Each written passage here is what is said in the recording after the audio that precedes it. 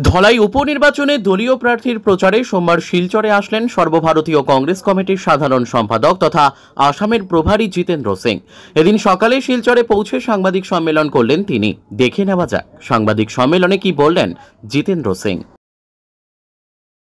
की बात ये भी होती है, मुझे आश्चर्य होता है कि बराक वैली जैसी जगह इतना इम्पोर्टेंट हब है, तीन प्रदेशों से जुड़ा हुआ है, लगता हुआ क्षेत्र है, और यहाँ जो हमारी स्वास्थ्य सुविधाएं हैं, मेडिकल फैसिलिटीज हैं, यहाँ सिर्फ एक बाईपास तो बहुत दूर की चीज है, लेकिन एंजियोग्राफी भी यहाँ नहीं हो सकती, एंजियोप्लास्टी नहीं हो सकती। किसी को कोई दिल का दौरा पड़ जाए तो उसको गुवाहाटी जाना पड़े, कलकत्ता जाना पड़े, या और कोई दूसरे मेडिकल कॉलेज के अंदर जाना पड़े। ये एक बहुत बड़ी आश्चर्य की बात है, इतना बड़ा क्षेत्र के अंदर। साथ साथ आज एक बहुत बड़ी समस्या इस क्षेत्र के अंदर एम्प्लॉयमेंट की है, और बहुत लंबे समय से डिमांड चल रही है, बहुत लंबे समय से आंदोलन चल रहा है कि हमारे जो नौजवान साथी हैं और जो इस क्षेत्र के रहने वाले, इनको कभी भी मौका नहीं मिलता है। जो भर्तियां हो जाती हैं वो दूसरे क्षेत्र जो हेडक्वार्टर के पास रहते हैं, जो स्टेट कैपिटल के पास के लोग रहते हैं, उन्हीं को नौकरी मिल जाती है। यहाँ एक बहुत लंबे समय से डिमांड थी कि जो सेकंड ग्रेड की नौकरियां होती है, थर्ड ग्रेड की नौकरियां होती है, उसका लोकल इलाकों के अंदर ही उसका रिक्रूटमेंट होना चाहिए और यहाँ के लोगों को मौका मिलना चाहिए। उस बात का कई मंचों से भारतीय जनता पार्टी के बड़े बड़े नेताओं एवं मुख्यमंत्री ने इसका वादा करा, लेकिन अभी तक बिल्कुल उसको इंप्लीमेंट नहीं हो पाया। मुझे याद है कि मैं जब गृह राज्य मंत्री होता था, डिफेंस के अंदर भी मिनिस्टर होता था, मुझे बॉर्डरों के ऊपर और क्षेत्र में आने का मौका मिलता था। तरुण गोगोई जी की सरकार थी और हर इलाके का एक मान और सम्मान रखा जाता था। बजट के अंदर चाहे वो बराक वैली हो, चाहे वो नॉर्थ बैंक हो, चाहे वो अपर असम हो, लोअर असम हो, हिल डिस्ट्रिक्ट्स हो, और चाहे बीटीआर, उनको सबों को अपना हक मिलता था।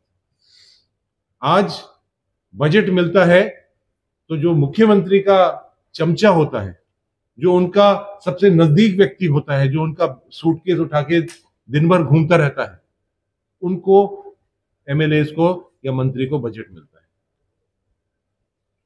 उनको इस क्षेत्र के बारे में कोई इनको लगाव नहीं है। इसको एक तरह से सौतेला बना रखा है, सौतेला व्यवहार बराक वैली के साथ कर रखा है। ये भी मैं इस समय पर निवेदन करना चाहूंगा कि बहुत बैंड बाजे के साथ बड़े मंचों से माला पहनकर, गमछा पहनकर बड़े बड़े कार्यक्रम हुए। लगभग 670 के करीब करोड़ रुपए के बड़े बड़े प्रोजेक्ट्स के यहाँ पत्थर लगे, लेकिन वो एक ही पत्थर लगा हुआ है। आप सब लोग जानते हैं कि उसके ऊपर कोई काम नहीं हुआ। बड़े बड़े जो इंपॉर्टेंट रोड हैं, कोरकला का से कलान तक का रोड है, हालाकंडी वाला रोड है, ये सब अभी तक इन पर कोई काम नहीं हुआ है। सिर्फ घोषणाएं हो गई हैं, पत्थर लग गए हैं, अखबार में फोटो छप गई है, उसके अलावा कोई काम नहीं हो पाया। एक और मैं बात रखना चाहूंगा इस मौके के ऊपर कि आसाम प्रदेश एक बहुत ही, एक दूसरे प्रदेशों की तुलना हम करें तो एक बहुत अलग तरह का प्रदेश है। इसके अंदर अलग अलग कल्चर के लोग रहते हैं, अलग अलग बिरादरी के, जाति के, धर्म के, सब लोग रहते हैं। और एक तरह से अपन इसको मिनी इंडिया भी बोल लेते हैं कई बार, क्योंकि पूरे देश भर के लोग यहाँ रहते हैं। बराक वैली का कल्चर अलग है, हमारे बीटीआर क्षेत्र का कल्चर अलग है, ट्राइबल कल्चर यहाँ अलग है, होम किंगडम जो हमारा ऊपर असम का था उसका कल्चर अलग है, चाय बागान का कल्चर अलग है। आसाम अकॉर्ड के क्लॉज 6 उस कल्चर को प्रोटेक्ट करने की बात है, लेकिन बराक वैली का कल्चर कौन इसको रक्षा करेगा, कौन उसकी सुरक्षा करेगा, ये एक बहुत बड़ा सवाल हमारे पूरे बराक वैली के अंदर, हर बराक वैली का जो निवासी है उसके दिल के अंदर, दिमाग के अंदर एक टीस है, एक दर्द है। चाहूंगा कि जो एक मैंने बात रखी थी कि जो एक सौतेला व्यवहार हो रहा है चाय बागानों के साथ, जो हमारे दूसरी तरफ के चाय बागान हैं, उनको ₹251 भी मिल रहे हैं, ₹280 भी मिल रहे हैं। लेकिन जो बराक वैली है, जो चाय वर्कर हैं, उनको ₹180 से ₹190 से लेकर और ₹230 तक ही मिलते हैं।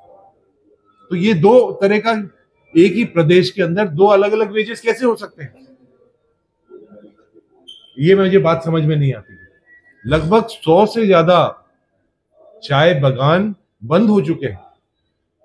स्टेट गवर्नमेंट जो है वो कोई मदद नहीं कर रही है, कोई राहत नहीं कर रही है। जैसे वो चाय बागान जो बंद हो रहे हैं उनको किस तरह से खोला जाए। आज वो पानी की समस्या, बिजली की समस्या,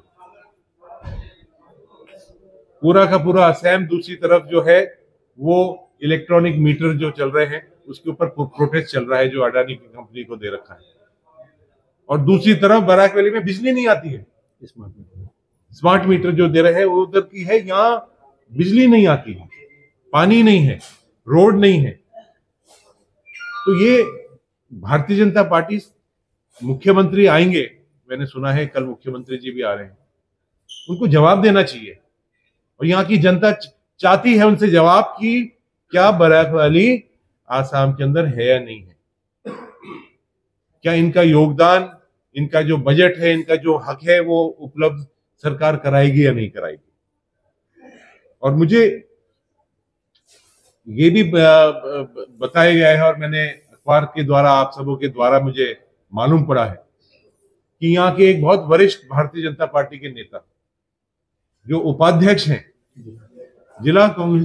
जिले के जो भारतीय जनता पार्टी की इकाई के उपाध्यक्ष हैं, वो भारतीय जनता पार्टी का जो प्रत्याशी उसके लिए कहते हैं कि ये बांग्लादेशी है।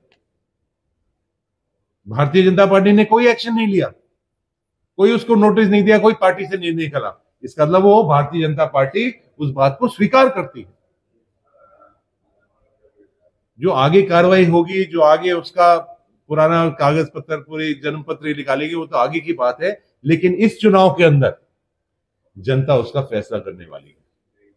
और दूसरी तरफ जो हमारे कैंडिडेट हैं दुर्गा ज्योति जी, वो एक लोकल व्यक्ति है। उनका परिवार का एक बहुत बड़ा कंट्रीब्यूशन रहा है, उनका परिवार का एक बहुत बड़ा नाम है।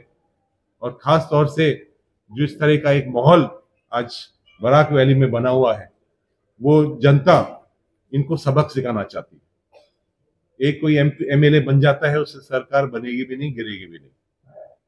लेकिन इस सरकार को नकेल डालने की जरूरत है, इस सरकार को बताने की जरूरत है जनता का जो आक्रोश है वो इस चुनाव के अंदर ये निकालेगी। मैं ये भी निवेदन करना चाहूंगा कि हमारे 5 हमारे चुनाव हो रहे हैं।